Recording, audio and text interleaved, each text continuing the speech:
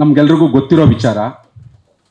ಇತ್ತೀಚಿನ ವರ್ಷಗಳಲ್ಲಿ, ಈ ಹಿಂದೆ 60 ವರ್ಷ 70 ವರ್ಷ ಆದಮೇಲೆ ಶುಗರ್ ಇರ್ಬೋದು, ಬಿ ಪಿ ಇರ್ಬೋದು, ಲಕ್ವ ಇರ್ಬೋದು, ಈ ಥರ ಸಾಂಕ್ರಾಮಿಕವಲ್ಲದ ರೋಗಗಳು ತುಂಬ ಏಜ್ ಆದಮೇಲೆ ಬರ್ತಾ ಇದ್ದವು. ಆದರೆ ಈಗ 18, 20, 30 ವರ್ಷದಲ್ಲೇ ಬರ್ತಿದ್ದಾರೆ.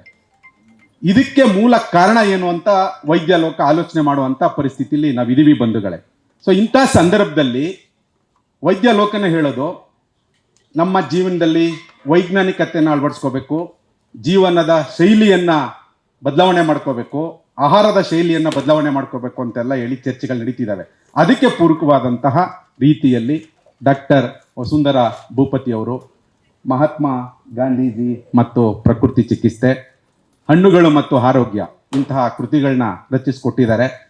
ಇವು ಜನಸಾಮಾನ್ಯರಿಗೆ ಗೊತ್ತಾಗಿ ಅವರು ತಮ್ಮ ಜೀವನದಲ್ಲಿ ಅಳವಡಿಸ್ಕೊಳ್ಳಿಕ್ಕೆ ಸಾಧ್ಯ ಆಗಲಿ ಅಂತ ಹೇಳಿ ನಾವು ಈ ಕೃತಿಗಳನ್ನ ಪ್ರಕಟಿಸಿದ್ದೀವಿ.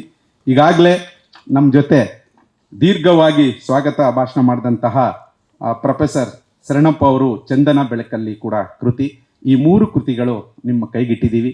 ದಯವಿಟ್ಟು ತಾವೆಲ್ಲರೂ ಕೂಡ ಸ್ವಾಗತಿಸಬೇಕು, ಸ್ನೇಹಿತರ ಜೊತೆಗೆ ಹಂಚ್ಕೋಬೇಕು ಅಂತ ಹೇಳ್ತಾ ನನಗೆ ಮಾತಾಡೋಕ್ಕೆ ಅವಕಾಶ ಮಾಡಿಕೊಟ್ಟಂತ ನಿಮ್ಮೆಲ್ರಿಗೂ ನಾನು ಮಾತು ಮುಗಿಸ್ತಾ ಇದ್ದೀನಿ.